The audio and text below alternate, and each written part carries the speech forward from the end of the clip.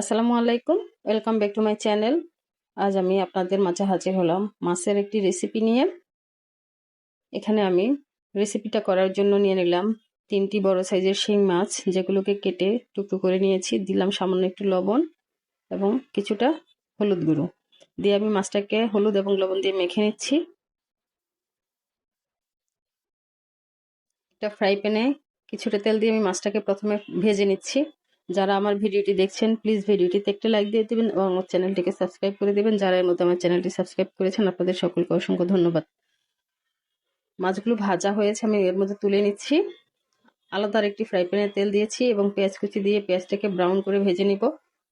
এখন দিয়ে দিচ্ছি 1.5 টিস্পুন পেঁয়াজ পেস্ট, 1 টিস্পুন রসুন পেস্ট, 1 টিস্পুন আদা পেস্ট।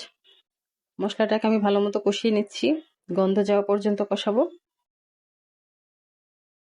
ভালো মতো কষানো হয়েছে। এর মধ্যে দিয়ে দিলাম 1/2 টিস্পুন হলুদের গুঁড়ো, 1 টিস্পুন মরিচের গুঁড়ো, 1 টিস্পুন ধনিয়া গুঁড়ো, 1 টিস্পুন জিরার গুঁড়ো, 1/2 টিস্পুন লবণ।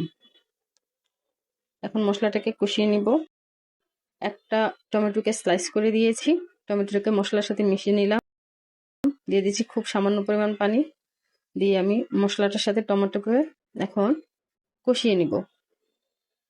ঢেকে দিচ্ছি। 2 মিনিট পর মশলাটা কষানো হয়েছে এবং খুব ভালোভাবে কষানো হয়েছে। এর মধ্যে কাঁচা যে ফ্লেভারটা চলে গেল। আমি এর মধ্যে এখন মাছগুলোকে দিয়ে দিচ্ছি। দিয়ে চুলার আঁচটা একদমই লো করে দিয়েছি। দিয়ে এর মধ্যে আমি মাছের সাথে মশলাগুলোকে খুব ভালো মতো মিশিয়ে নিচ্ছি। দিয়ে আমি ঢাকনা দিয়ে ঢেকে দমে রাখছি। মশলার সাথে আমি মাছটাকে কষিয়ে নিচ্ছি।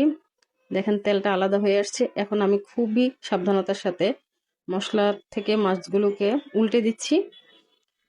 উল্টে আমি এটাকে আবারও সেম ভাবেই 1 থেকে 2 মিনিট কষিয়ে নিয়েছি। তারপর দিয়ে দিলাম কিছুটা পানি। পানি দিয়ে এটাকে আমি এখন ঢেকে দিব। এর মধ্যে দিয়ে দিচ্ছি 3টে কাঁচামরিচ, দিয়ে দিলাম কিছুটা ধনিয়া পাতা কুচি, দিয়ে আবার 1 মিনিটের মতো রেখেছি। 1 মিনিটের মধ্যে আমার রান্নাটা কমপ্লিট হয়েছে। এখন এটা আমাকে সার্ভিং ডিশে ঢেলে নিচ্ছি। কতটা গ্রেভি হয়েছে এবং কি সুন্দর হয়েছে দেখুন। যেমন দেখতে সুন্দর হয়েছে তেমন খেতেও কিন্তু সুন্দর হয়েছে। ধন্যবাদ সবাইকে আমার সাথে থেকে ভিডিওটি দেখার জন্য।